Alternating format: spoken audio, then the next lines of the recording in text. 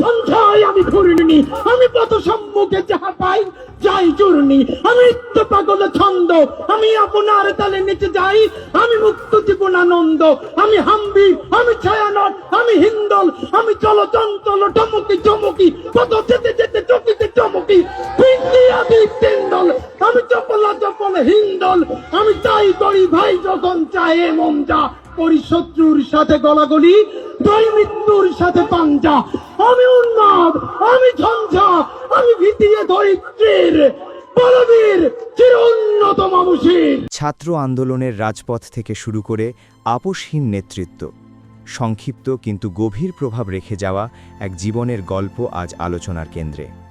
তিনি শরীফ ওসমান হাদি। ১৯৯৩ সালে ঝালকাঠি জেলার নলছিটি উপজেলায় জন্মগ্রহণ করেন ওসমান হাদি। বাবা ছিলেন স্থানীয় মাদ্রাসার শিক্ষক ও ইমাম। ৬ ভাই বোনের মধ্যে সবার ছোট হাদি ছোটবেলা থেকেই ছিলেন মেধাবী ও চিন্তাশীল। নলছিটির একটি মাদ্রাসায় তার পড়াশোনার হাতেখড়ি। এরপর ঝালকাঠি এনএস কামিল মাদ্রাসা থেকে আলিম শেষ করে তিনি ভর্তি হন ঢাকা বিশ্ববিদ্যালয়ের রাষ্ট্রবিজ্ঞান বিভাগে। সেখান থেকেই স্নাতক ও স্নাতকোত্তর সম্পন্ন করেন। রাজনীতিতে পুরোপুরি সক্রিয় হবার আগে শিক্ষকতা ও লেখালেখির সঙ্গে যুক্ত ছিলেন ওসমান হাদি। তবে ২০২৪ সালের জুলাই অগাস্টের ছাত্র জনতার গণ অভ্যুত্থান তার জীবনের মোড় ঘুরিয়ে দেয়। রাজধানীর রামপুরা এলাকায় আন্দোলনের সমন্বয়ক হিসেবে তিনি ছিলেন সম্মুখ সারিতে।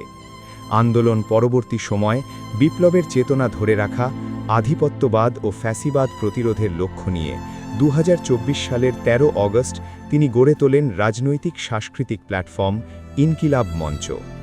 ইনসাফ ভিত্তিক রাষ্ট্র গঠনের দাবিতে সবসময় সরব ছিলেন ওসমান হাদি। ত্রয়োদশ জাতীয় সংসদ নির্বাচনে ঢাকা ৮ আসন থেকে স্বতন্ত্র প্রার্থী হিসেবে প্রতিদ্বন্দ্বিতার ঘোষণাও দেন তিনি। ইনকিলাব মঞ্চকে কেবল প্রতিবাদী সংগঠন নয়, একটি চিন্তাশীল থিঙ্ক ট্যাঙ্কে রূপ দিতে চেয়েছিলেন হাদি। তার বিশ্বাস ছিল ফ্যাসিবাদের পতনেই শেষ নয়, প্রাতিষ্ঠানিক সংস্কার ও ন্যায়ভিত্তিক রাষ্ট্রব্যবস্থা প্রতিষ্ঠা না হওয়া পর্যন্ত লড়াই চলতেই থাকবে। তিনি মনে করতেন রাজনৈতিক পরিবর্তনের আগে সাংস্কৃতিক পরিবর্তন জরুরি।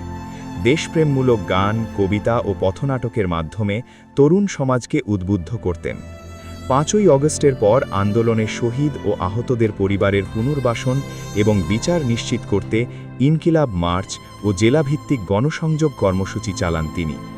দলীয় বিভাজনের ঊর্ধ্বে উঠে একটি ঐক্যবদ্ধ বাংলাদেশ গড়ার স্বপ্ন দেখতেন ওসমান হাদি। এই সার্বজনীন গ্রহণযোগ্যতারই প্রমাণ তার মৃত্যুতে ডান, বাম ও মধ্যপন্থী সব রাজনৈতিক ধারার মানুষের মাঝে নেমে আসে শোক। ২০২৪ সালের ১২ ডিসেম্বর শুক্রবার জুমার নামাজের পর বিজয়নগর বক্স কালভার্ট এলাকায় নির্বাচনী প্রচারণা চালাচ্ছিলেন তিনি। দুপুর আনুমানিক ২:২৫ মোটরসাইকেলে আসা দুর্বৃত্তরা চলন্ত রিকশায় থাকা ওসমান হাদিকে খুব কাছ থেকে গুলি করে।